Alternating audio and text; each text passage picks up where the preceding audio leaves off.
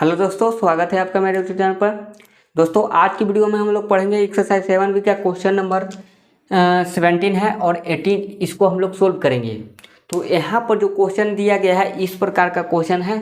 आपको यहाँ पर जो क्वेश्चन है 2 लाइन का क्वेश्चन दिया गया है। इसमें आपको कह रहा है कि 2 रेखाओं को कोई तिर्यक रेखा इस प्रकार छेद करती है कि संगत कोणों के एक युग्म जो है कोण समद्विभाजक समांतर है। तो आपको सिद्ध करना है कि वे रेखाएं समांतर होगी। यानी कहने का मतलब है कि यहाँ पर देखिए क्वेश्चन से तो आपको समझ में नहीं आ रहा है, लेकिन यहाँ पर समझिएगा कि दो जो आपका यहाँ पर पैरेलल लाइन है, ये आपका पैरेलल लाइन अभी है नहीं, पैरेलल लाइन बनेगा, अभी दिया गया नहीं है।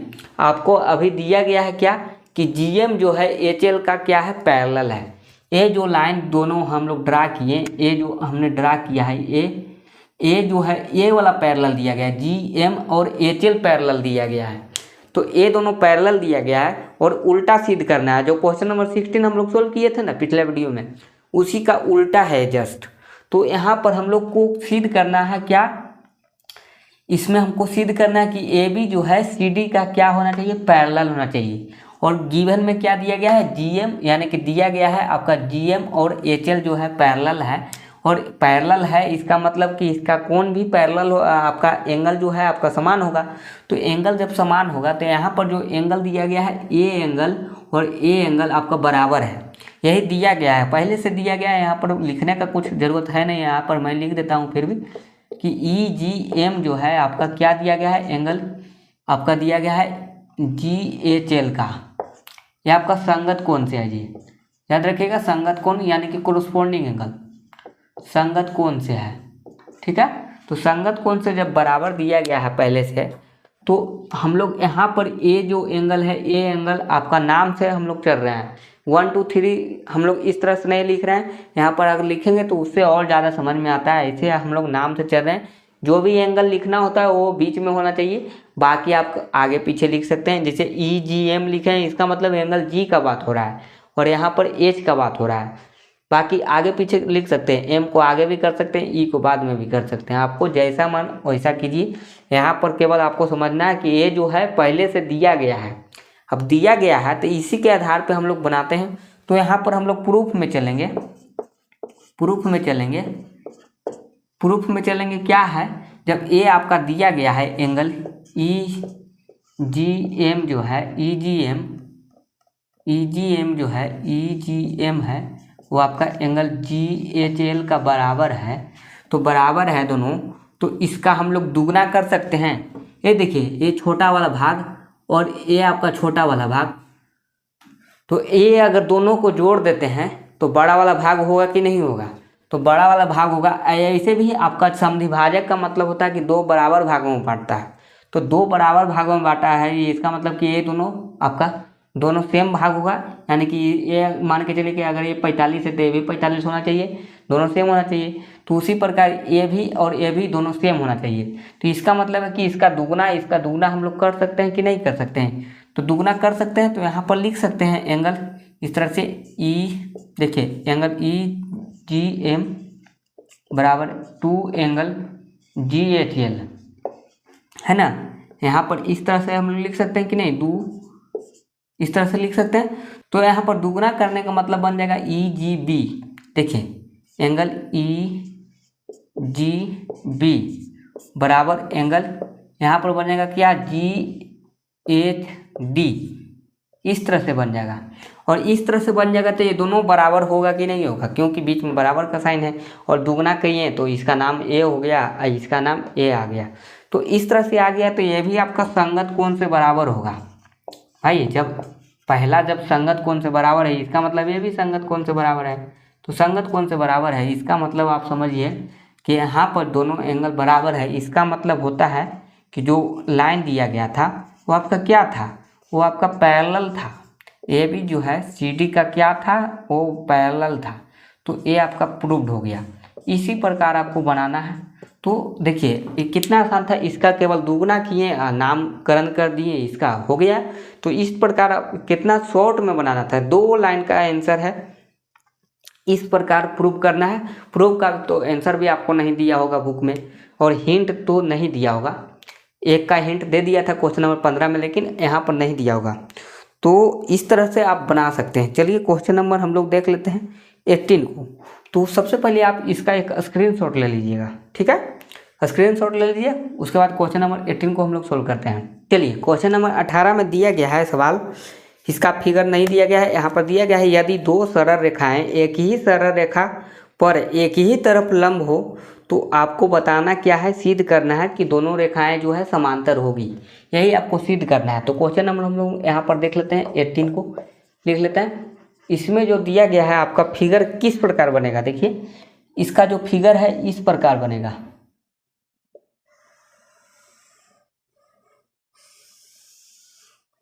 देखिए इस प्रकार इसका फिगर बनने वाला है। यदि दो सरल रेखाएं, यहाँ पर मान के चलिए ए बी, ठीक है, ए बी इस प्रकार रेखा है आपका दिया गया है। तो यहाँ पर जो है इस प्रकार दिया गया है और क्या दिया गया है यहाँ पर देखिए, नीचे में हम लोग सी या डी मान लेते हैं। तो यहाँ पर एक ही तरफ लंब दिया गया है, ये दोनों लंब है। लंब का मतलब होता है कि 90 डिग्री पे काटता है जी। तो 90 डिग्री पे काटता है तो इस प्रकार बनेगा। क्या सिद्ध करना है आपको कि वे सरल रेखाएं जो है समांतर होगी, यानी इस प्रकार है। लंब का मतलब होता है कि दोनों 90 डिग्री पे बनता है, तो 90 डिग्री बनता है लंब का मतलब दोनों 90 डिग्री हो जाएगा सीधा।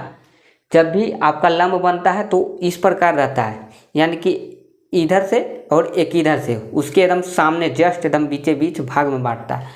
तो यहाँ पर 90 डिग्री का कोण बनता है। जब भी लंब यहाँ पर जो है खिंचाता है तो हम लोग 90 डिग्री का कोण बनाते हैं। तो यहाँ पर आपको सिद्ध करना है, क्या सिद्ध करना है, सिद्ध करना है आपको, देखिए सिद्ध करना है जो ए बी है, ए बी पैरेलल है सी डी का, यही आपको सिद्ध कर देना है। तो यहाँ पर हम लोग जानते हैं, देखिए हम लोग चलते हैं यहाँ पर। गिवन तो आपका इस प्रकार दिया गया है, गिवन में केवल दिया गया है कि क्या दिया गया है गिवन में, हम लोग लिख लेते हैं। गिवन में आपका केवल दिया गया है,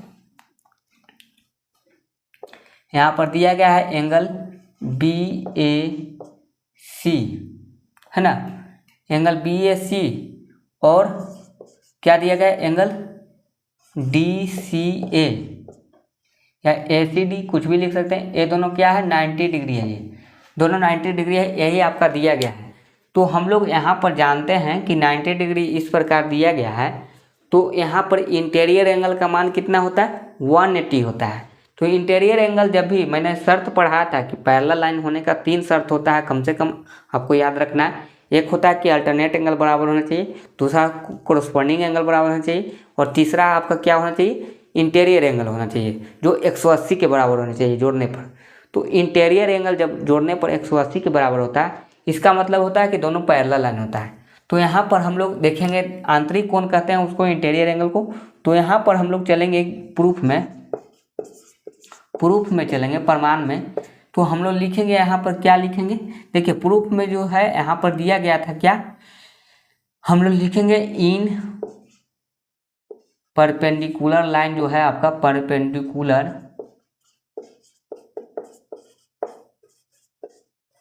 लाइन ए सी मान लेते हैं, एक ही तरफ कहीं भी बना सकते हैं। ये जो परपेंडिकुलर लाइन है ये आपका इधर भी हो सकता है, केवल कहा जा रहा है कि एक ही तरफ होना चाहिए। तो एक ही तरफ का मतलब है कि ये दो लाइन का 2 पॉइंट बनेगा, ये आपका एक पॉइंट इधर एक पॉइंट इधर, तो किधर से भी खींच सकते हैं। इधर से मन है तो बी डी हो जाएगा आपका परपेंडिकुलर लाइन, अगर इधर से खींचते हैं तो ए सी हो गया। तो इस प्रकार आपका परपेंडिकुलर लाइन में चलते हैं ए सी में। तो यहाँ पर हम लोग लिख सकते हैं, क्या दिया गया है, देखिए एंगल बी ए सी। तो यहाँ पर दिया गया है क्या, एंगल बी ए सी जो है 90 डिग्री है, यह आपका पहला इक्वेशन हुआ। और एंगल ए सी डी ये आपका 90 डिग्री है, ये आपका दूसरा इक्वेशन हुआ, है ना। ये दोनों इक्वेशन हम लोग लिख दिए हैं इस प्रकार, और दोनों को जोड़ देते हैं। तो दोनों को जोड़ेंगे तो यहाँ पर फर्स्ट प्लस सेकेंड करने पर क्या हो जाएगा, angle B A C plus angle A C D बराबर 90 + 90 होगा कि नहीं होगा, 90 + 90। तो ए जो है angle BAC plus angle ACD बराबर 180 डिग्री होगा कि नहीं होगा? 180 डिग्री होगा। तो ये आपका इंटीरियर एंगल है। देखिए ध्यान से देखिएगा, ये आपका इंटीरियर एंगल है। जब इंटीरियर एंगल आपका 180 का हो जाता है, इसका मतलब जो लाइन है वो आपका क्या है, जो लाइन है वो आपका पैरेलल होता है। इसका मतलब हो गया कि AB जो है पैरेलल है CD का, है ना, CD का पैरेलल है। यही आपका प्रूव करना था, यह भी आपका प्रूव है, यही आपका मैंने प्रूव कर दिया। इस प्रकार यहाँ पर लिख सकते हैं। तो यही आपका प्रूफ था। चलिए आपको समझ में आया होगा कि क्या इसमें सिद्ध करना था। यही आपको सिद्ध करना था, प्रूव करना था कि ये भी जो है यहाँ पर हो सकता है कि दिख नहीं रहा हो, तो यहाँ पर हम लोग लिख भी सकते हैं AB पैरेलल CD। आप सुन गए हैं तो यही आपको लिख देना है, केवल यहाँ पर इस प्रकार लिख देना है। चलिए आपको समझ में आया कि नहीं आया? चलिए आप इसको समझ चुके हैं। तो यहाँ पर मैंने क्वेश्चन नंबर 17 और 18 दोनों बना दिया है, और एक और क्वेश्चन दिया गया है क्वेश्चन नंबर 19, ये जो मैं अगला वीडियो में बनाऊंगा। तो आपको ये समझ में आया है कि नहीं आया, कमेंट करके बताइए। और इस वीडियो को जितना हो सके लाइक कीजिए, शेयर कीजिए, और मेरे चैनल से अभी तक नहीं जुड़े हैं तो जल्दी से जुड़ जाइए, चैनल को सब्सक्राइब कर दीजिए। Thank you.